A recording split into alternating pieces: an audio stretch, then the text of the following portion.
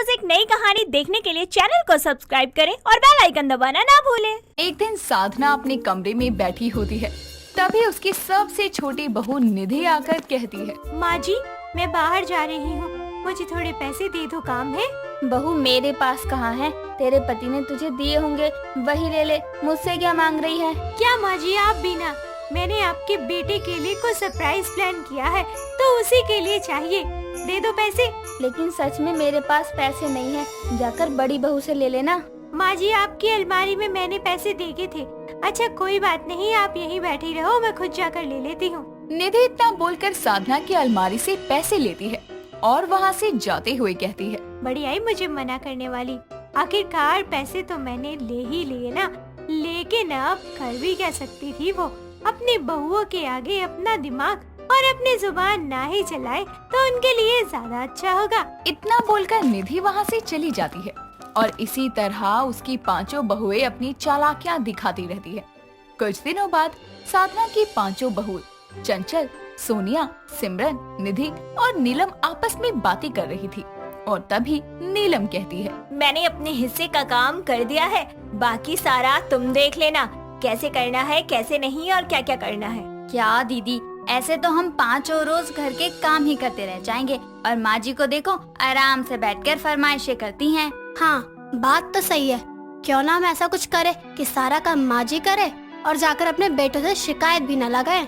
हाँ बात तो सही है, लेकिन ऐसे ही नहीं होगा, हम सबको साथ मिलकर कुछ करना पड़ेगा। सारी बहुएं मिलकर प्लान बनाती हैं और शाम को साधना हॉल में बैठकर जब टीवी देख रही होती है, तभी उसकी पांचों बहुएं आती हैं, जिनमें से निधि कहती है, माँ जी, मेरे सिर में बहुत दर्द हो रहा है तो आज मैं काम नहीं कर सकती, आप बाकी चारों बहुओं से बोल दो। माँ जी, मुझे भी कल से चक्कर आ रहे हैं, 2 बार तो गिर भी गई थी, अब मुझसे खड़ा भी नहीं हुआ जा रहा, मुझसे भी शाम का खाना नहीं बनाया जाएगा। माँ जी, आपको बताया ही था, मेरी सहेली का कॉल आया था, मुझे उसके घर जाना है, आपको याद नहीं रहता?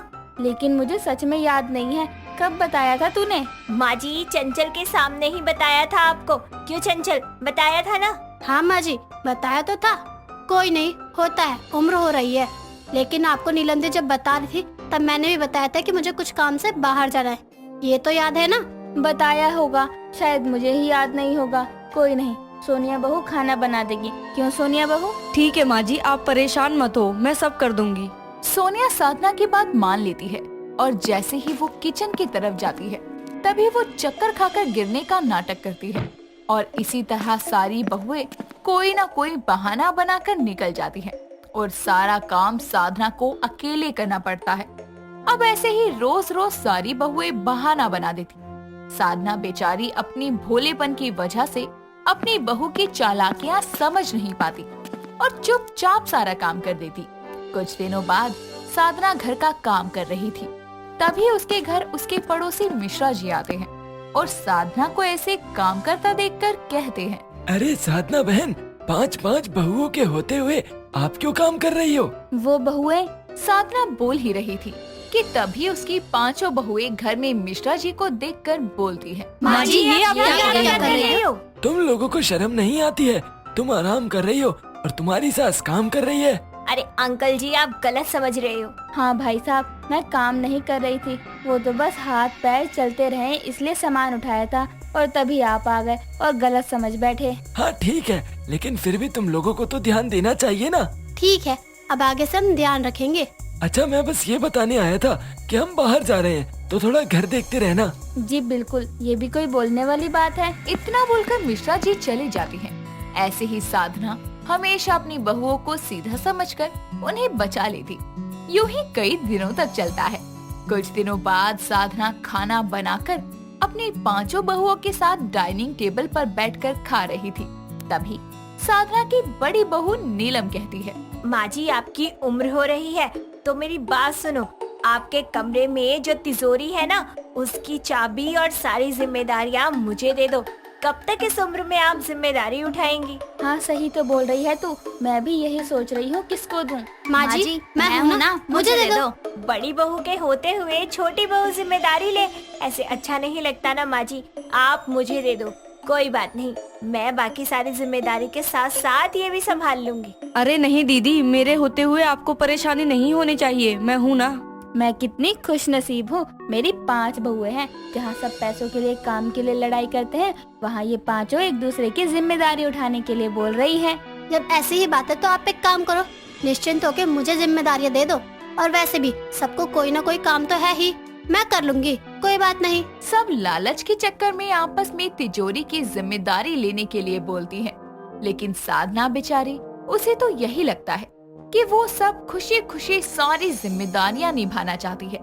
लेकिन साधना को क्या ही पता था कि उन सबको बस तिजोरी से मतलब है, जिम्मेदारियों से नहीं।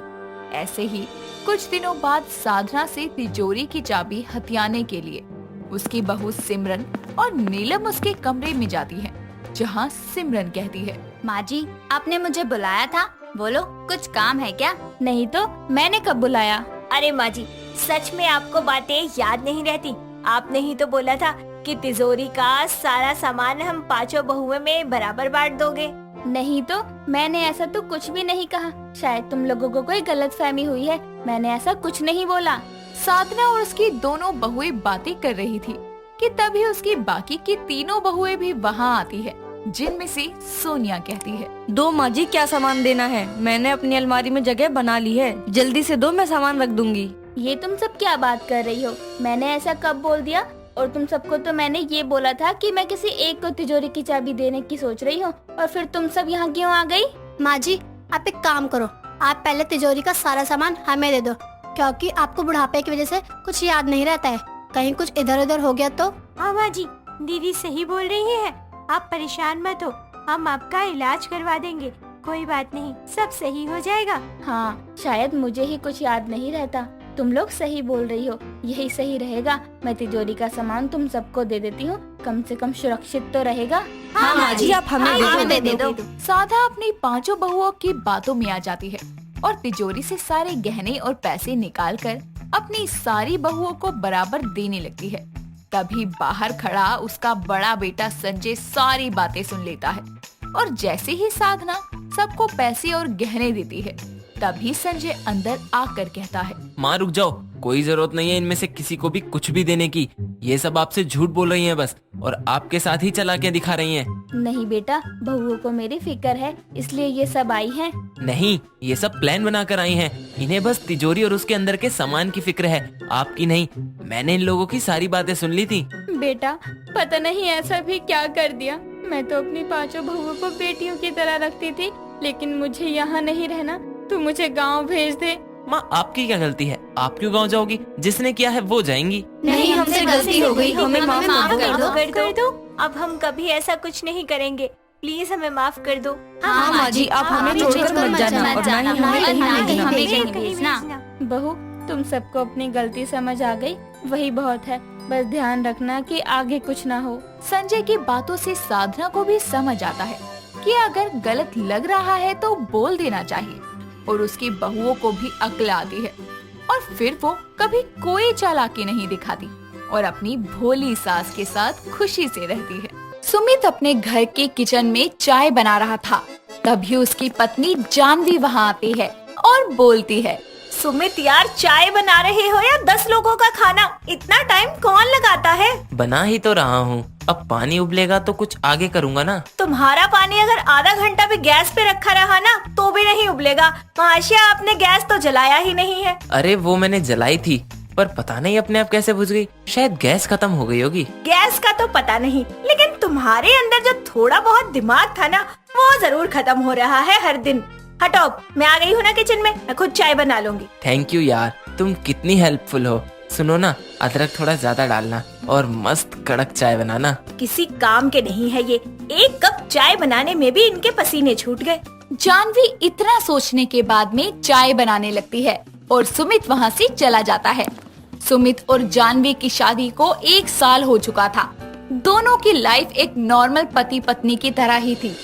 ऐसे ही एक दिन सुमित अपने दोस्त विशाल के साथ में पार्क में बैठकर बातें कर रहा था।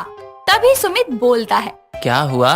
तेरा 24 घंटे चैटर बॉक्स की तरह चपड़ चपड़ करने वाला मुंह कौन से सदमे के कारण बंद पड़ा है? यार तुझे पता है शालिनी जब से मायके गई है ना तब से कुछ अच्छा नहीं लग रहा। मैं उसे बहुत मिस कर रहा हूँ यार। हाँ हाँ, नई नई शादी है, याद तो आएगी ही। जब मेरे जैसे 1 साल पुरानी हो जाएगी ना तो बीवी के मायके जाने का नहीं बल्कि उसके घर वापस आने का दुख होगा।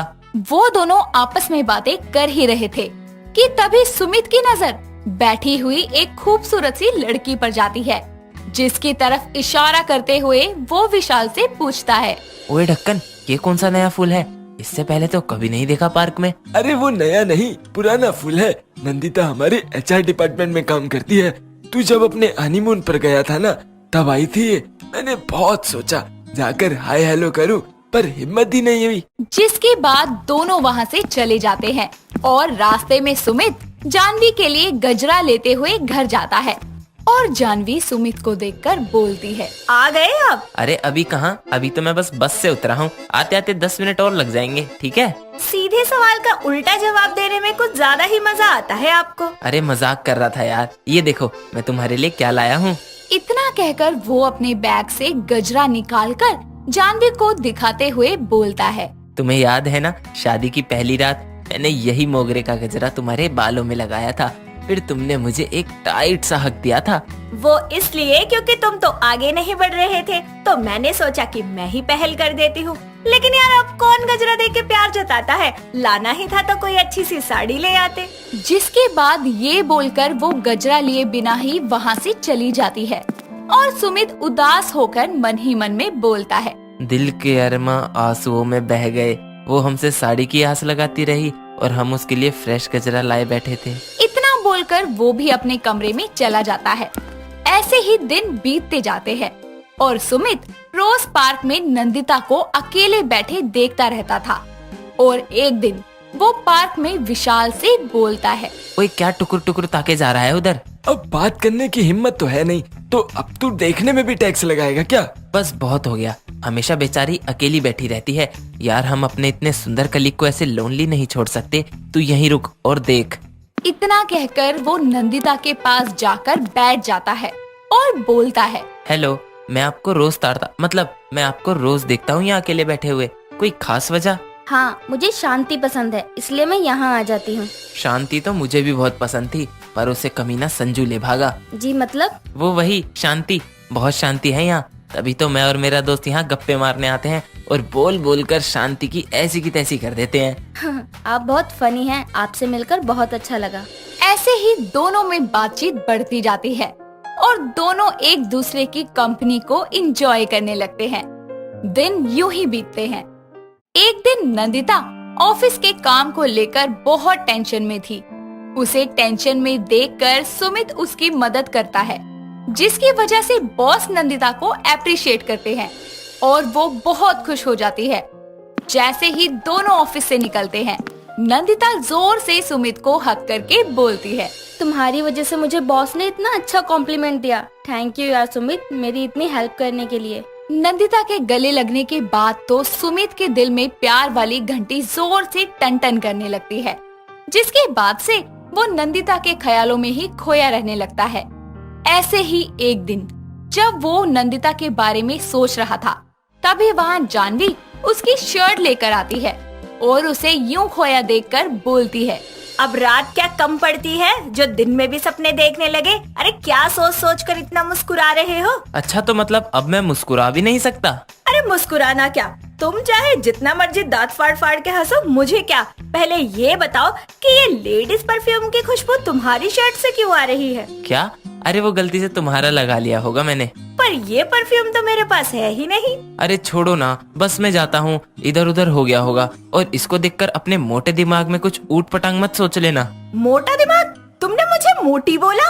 अरे इसी पतली कमर को देख कर ना तुम मुझ पर फिदा हो गए थे, भूल गए? हाँ वही पतली कमर अब कमरा हो गई है, दोनों हाथों से भी पकड़ में नहीं आती। अरे तुम देखना, थोड़े दिनों में मैं डाइटिंग करके ना एकदम कटरीना कैफ लगूंगी। यूं ही दिन बीतते जाते हैं और एक दिन नंदिता सुमित से पूछती है, सुमित, जब तुम अपनी छोटी छोटी आँखों से मेरी तरफ देखते हो ना तो मेरा दिल बहुत जोरों से धड़कने लगता है। I love you Sumit. सच में? I also love you Nandita. इतना कहकर दोनों एक दूसरे के गले लग जाते हैं और अब सुमित ज्यादातर समय नंदिता के साथ ही बिताने लगता है। ऐसे ही एक दिन वो रेस्टोरेंट में नंदिता का हाथ पकड़ के बैठा होता है। तभी वहाँ जानवी अपनी फ्रेंड नीता के साथ में आती है। वो सुमित जैसी शर्ट पहने आदमी को पीछे से देखकर मन ही मन में बोलती है, आज तो सुमित भी इसी कलर की शर्ट पहन कर गए थे, कहीं ये वही तो नहीं है? और ये लड़की कौन है इनके साथ जिसका इन्होंने हाथ पकड़ा हुआ है? अरे क्या हो गया, कहाँ खो गई तू? नहीं नहीं कुछ नहीं, चलो हम कहीं और चलते हैं। इतना कहकर वो दोनों वहाँ से चली जाती है। और शाम को जब सुमित घर आता है तो जानवी उससे बोलती है, कौन थी रेस्टोरेंट में वो लड़की जिसका तुमने हाथ पकड़ा हुआ था? देखो मैं कह देती हूँ, मुझे धोखा दे रहे हो तुम। तितली बनने की कोशिश मत करो। इसको किस गधे ने बता दिया? ये विशाल ही होगा। तितली? कौन सी तितली? कदे एस फुल्लते कदे ओस फुल्लते, यार मेरा तितलियां वर्गा। गाना तो सुना होगा ना, इसीलिए बोल रही हूँ। तुम ना तितली मत बनो, सुधर जाओ। मैंने देखा था तुम्हें पीछे से, तुम वही थे ना? पीछे से? पीछे से देखा था? तुमने जब मेरी शक्ल ही नहीं देखी तो फिर कैसे पता वो मैं ही था? अरे फेस नहीं देखा तो क्या हुआ, शर्ट तो तुम्हारी ही थी ना, तुम ही थे वो। यार हद है तुम्हारी। मतलब मेरी जैसी शर्ट और किसी के पास नहीं हो सकती क्या? आज मैं सारा दिन इतना बिजी था कि लंच करने पार्क तक नहीं जा पाया, तो किसी रेस्टोरेंट में क्या जाऊंगा। अच्छा ठीक है, मुझे ही गलती हो गई होगी, सॉरी। इतना कहकर वो गुस्से में अपने कमरे में चला जाता है और गहरी सांस लेकर बोलता है, यार आज तो बिजी रहने का सेंटी सा डायलॉग मारकर बच गया। अगर घरवाली को पता चल गया कि उसके अलावा मैंने कोई बाहर वाली भी पटा रखी है, या तो वो खुद मर जाएगी या मुझे मार डालेगी। ऐसे ही वक्त गुजरता जाता है और वो कहते हैं ना कि दो नाव में सवारी करना खतरे से खाली नहीं होता। इसी तरह एक दिन सुमित जानवी के साथ शॉपिंग करने एक मॉल में जाता है, जहां जानवी की टक्कर नंदिता से हो जाती है और नंदिता सुमित को देखकर बोलती है, बेबी तुम यहाँ, पहले क्यों नहीं बताया, हम साथ आ जाते। कौन सा बेबी? किसका बेबी? अरे ये मेरा हस्बैंड है सुमित। ये वही लड़की है ना जिसको मैंने तुम्हारी जैसे शर्ट वाले आदमी के साथ उस दिन रेस्टोरेंट में देखा था। ओ हेलो, मैं रेस्टोरेंट में पहले से सुमित के साथ थी। इसका मतलब सुमित तुम पहले से शादीशुदा हो। अब नंदिता और जानवी दोनों समझ चुकी थी कि सुमित उन दोनों को धोखा दे रहा है। दोनों घूर के उसकी तरफ देखती है और इससे पहले वो दोनों उसे कुछ कह पाती, पलक झपकते ही सुमित वहाँ से रफू चक्कर हो जाता है और वो दोनों भी उसके पीछे पीछे भागने लगती हैं। ये कहानी है रूढ़िवादी मानसिकता से ग्रस्त राजस्थान के कमोई गांव की, जहां आज भी सती प्रथा और कई अंधविश्वासों को माना जाता था। चलिए फिर अब कहानी की ओर चलते हैं। मुस्कान एक बहुत ही प्यारी और सुशील लड़की थी, जिसकी शादी शेखर नाम के लड़के से होती है। उसके ससुर बंसी और सास ज्योति बहुत ही ज्यादा पिछड़ी सोच रखने वाले दंपत्ति होते हैं। वो अक्सर ही अपनी बहू को जबरन पूजा और हवन करने को कहते। संस्कारी मुस्कान खुशी खुशी अपनी सास का सारा कहा मान लेती है। ऐसे ही एक दिन पंडित जी घर पर आते हैं। हाँ सुनिए माता जी, आपके बेटे पर बहुत बड़ी मुसीबत आने वाली है। उसकी राशि पर शनि का प्रकोप है। अरे पंडित जी, जल्दी से इसका कोई उपाय बताइए मुझे। हाँ सुनिए माता जी, आपकी बहू को हाथों में ज्योत रखकर अपनी एक टांग पर खड़े होकर माँ काली की पूजा करनी होगी, वो भी 24 घंटे के लिए, वरना ये प्रकोप ज्यादा बढ़ जाएगा। बहुत कठिन है। अपनी बहू से पूछ लीजिए कि क्या ये कर पाएगी ये सब। मैं कल ही अपनी बहू से ये पूजा करवा लूंगी। जी जी मम्मी जी, क्यों नहीं, मैं ये तपस्या जरूर करूंगी। अपने परिवार की खुशी और अपने पति की सलामती के लिए मैं कुछ भी कर सकती हूँ। याद रखना, जरा सी भी भूल नहीं होनी चाहिए, नहीं तो मुझसे बुरा कोई नहीं होगा। हाँ कह देती हूँ। उसी रात उसके पति शेखर को किसी काम से बाहर जाना पड़ता है। अरे माँ, ओ माँ, आज रात मुझे बाहर जाना है, तो मेरा सामान बांध देना। अरे नहीं बेटा, अरे बेटा तू कहीं नहीं जा सकता। पता है पंडित जी ने बताया था तुझ पे शनि का बड़ा प्रकोप है, तू कहीं नहीं जाएगा मेरे लाल। माँ, तुम भी ना कैसी अंधविश्वास की बात करती हो। अगर मैं नहीं गया ना तो हमारे परिवार पर भूखमरी छा जाएगी, हमारा परिवार रास्ते पर आ जाएगा, रास्ते पर। इसलिए मेरा जाना बहुत जरूरी है। शेखर दूसरे शहर चला जाता है और अगली सुबह मुस्कान एक टांग पर खड़े होकर हाथ में ज्योति जलाए माता रानी की पूजा करने लग जाती है। और वही शेखर घर वापस आने के लिए प्लेन में बैठ जाता है, पर किस्मत को तो कुछ और ही मंजूर था। उसका प्लेन क्रैश हो जाता है, जिसमें उसकी वही मौत हो जाती है। ये खबर जैसे ही मुस्कान और ज्योति को मिलती है, वो तुरंत ही हॉस्पिटल जाते हैं। ये कैसे हो गया? हाय, तेरे लिए इतना कुछ करवाया, इतनी पूजा पाठ, हाय क्यों गया तू? ये क्या हो गया आपको? आप सो रहे हैं ना? उठिए ना, प्लीज उठ जाइए, सुनिए ना। हाय, जरूर इस उल्टा ने ही तप में कोई कमी की होगी, इसीलिए मेरा बेटा मर गया। डायन है तू, डायन। अपने पति को खा गई, हटकल मुही, ये सब तेरा ही किया है। हाँ, मैंने पूरे मन से तपस्या की थी, भला मैं अपने हाथों से अपना सुहाग क्यों उजाड़ूंगी? अरे जा, चली जा यहाँ से, नाश की जड़ है तू, मेरे घर का वंश। मैंने ऐसा कुछ नहीं किया, प्लीज ऐसा मत कहिए, मुझे एक बार उन्हें देख लेने दीजिए, प्लीज सासू माँ। ज्योति अपनी बहू मुस्कान को अपने बेटे शेखर से दूर कर देती है और थोड़ी देर बाद ही उसके पार्थिव शरीर को सब मिलकर अंतिम संस्कार के लिए शमशान घाट में ले जाते हैं। तभी पुराने रीति रिवाजों की मानसिकता से ग्रस्त पंडित बोलते हैं, आहा, देखें आप साहब, इनका पति जल कर मरा है, इसलिए अब आपकी बहू को भी सती प्रथा का पालन करते हुए अपने पति के लिए सती होना पड़ेगा, वरना इनके पति की आत्मा को शांति नहीं मिलेगी। नहीं नहीं पंडित जी, मैं ऐसा नहीं कर सकती। अगर मैं मर गई तो मेरे सास ससुर को कौन संभालेगा? मेरा घर कौन संभालेगा? बताइए। अरे ये झूठे आंसू बहाना बंद कर, समझी? मेरे बेटे का अंतिम संस्कार मैं खराब नहीं करने दूंगी तुझे, अब तुझे सती होना ही होगा। कभी नहीं, मैं इस प्रथा का पालन कभी नहीं करूंगी, ये सरासर गलत है। देखो तो इसे, हमारे रिवाजों पर उंगली उठा रही है, इसे तो सबक सिखाना ही पड़ेगा। अरे बाल पकड़ो इसके, बिठा दो चिता पे। हाँ, सभी लोग उसे घसीटकर पति की चिता पर बांध देते हैं। दूर खड़ा हंसराज नाम का एक अनाथ पर पढ़ा लिखा लड़का वहां आ जाता है और ये देख उन्हें रोकने की कोशिश करता है। अरे अरे, ये क्या कर रहे हो तुम इस बेचारी लड़की के साथ? अरे ओ लड़के, हट जा यहाँ से, आज मेरे बेटे का अंतिम संस्कार है, इसके बीच में कोई नहीं आना चाहिए। हाँ, वो सब तो ठीक है, लेकिन इस लड़की को जिंदा ही चिता पर क्यों बिठा रखा है?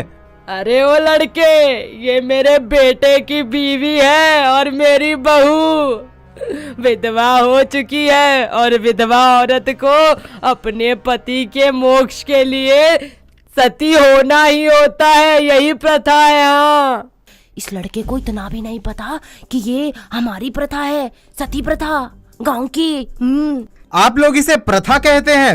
अरे प्रथा नहीं, हत्या है ये, हत्या। अरे लड़के, ये सती प्रथा का मजाक बनाना बंद कर। ये विधवा है अपने पति की, और अपने पति की मोक्ष प्राप्ति के लिए इसे जलना होगा। बंसी रोते रोते अपने बेटे की चिता को आग लगाने उठकर चल देता है। तभी मुस्कान चिल्लाने लगती है, नहीं नहीं, ऐसा मत करिए, प्लीज प्लीज मुझे बचा लीजिए। हंसराज मुस्कान को चिल्लाते हुए देख उसे बचाने के लिए झट से आ जाता है और जल्दी से उसके हाथ पैर खोल देता है और मुस्कान चिता से उतर नीचे आ जाती है। अगर ये भी मर जाएगी तो कैसे मिलेगी उसके पति को शांति?